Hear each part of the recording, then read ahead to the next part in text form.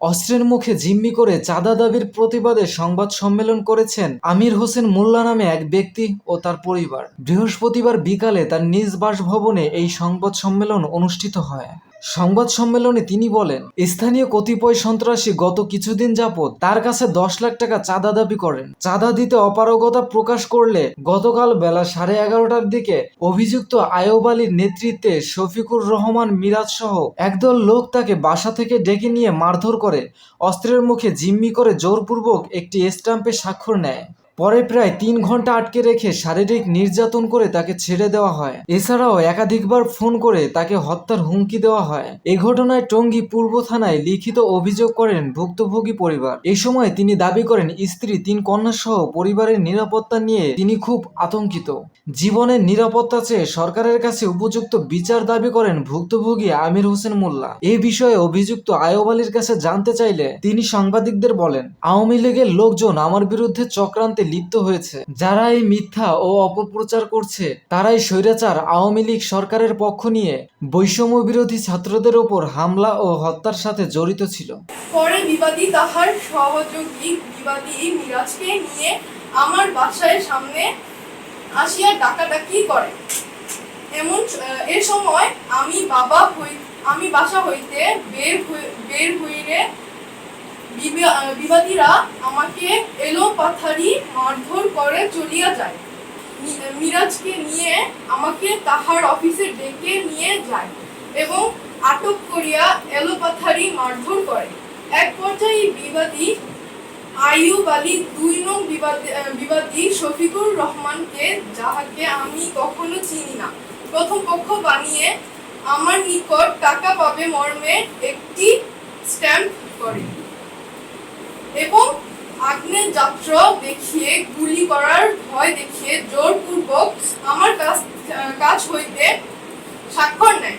বিবাদীরা আমার নিকট জোরপূর্বক স্বাক্ষর নেওয়ার পরও মোবাইল কেড়ে নেয় এবং প্রায় 3 ঘন্টা আটকে রেখে মানসিক নির্যাতন করিয়া ছেড়ে দেয়। বিবাদীদের এমন আচরণে আমি আমার স্বাভাবিক জীবন নিয়ে শঙ্কিত।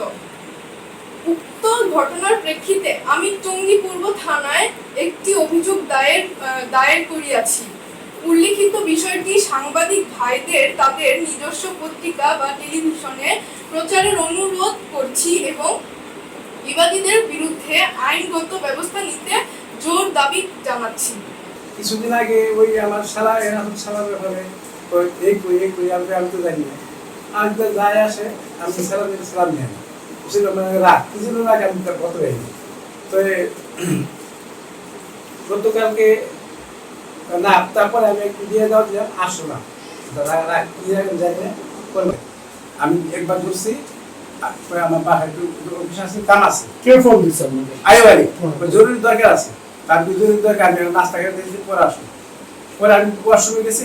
আমার ওয়াইফ ধরছে, এই কই ওয়াশরুমে পাইলে ফোন দেবে, আমার ফোন দিই আমি নিচে বসে দিচ্ছি। পরে এসে আবার ফোন দিছে, আপনি ফোন ধরেন নাকি? আমি বলছি নাস্তা খাইতে আসি, ওই রাস্তা কয়টা বাজে খান, আমি একটু দেরি দিয়ে খাই, বাইরে আসে, আমি বাইরে যান কিনে তবে আপনি না এমনি রাগারে দিয়ে কথা কয়ে লোক যাই লোক পাঠাইছে, আমি যাই নাই। পরে আইসে ওই মেরাজ আইসে, মেরাজ আসার পরও আমি যাই না। পরে আমি ওরা আইসে ডাক করে একটু আসেন গেছি, সার দিলে আপনি যাইছি, ওই আমার সাথে আমার কলা ধরছে, কলা ধরে আমার খাবার দিচ্ছে, আমি আমরা কলা ধরছি। আপনি খাবার কোনো কিছু পাওনা থাকলে লেনদেন থাকলে আপনি মামলা করেন না, মানুষ তবে কোনো কাগজপত্র কোনো থাকে যে আইনত ব্যবস্থা নেন, যেটা দরকার। উনি আমার আতরে কি জন্য দিচ্ছে 10 টাকা পাবো সাইনে আমার আটকে রাখছি।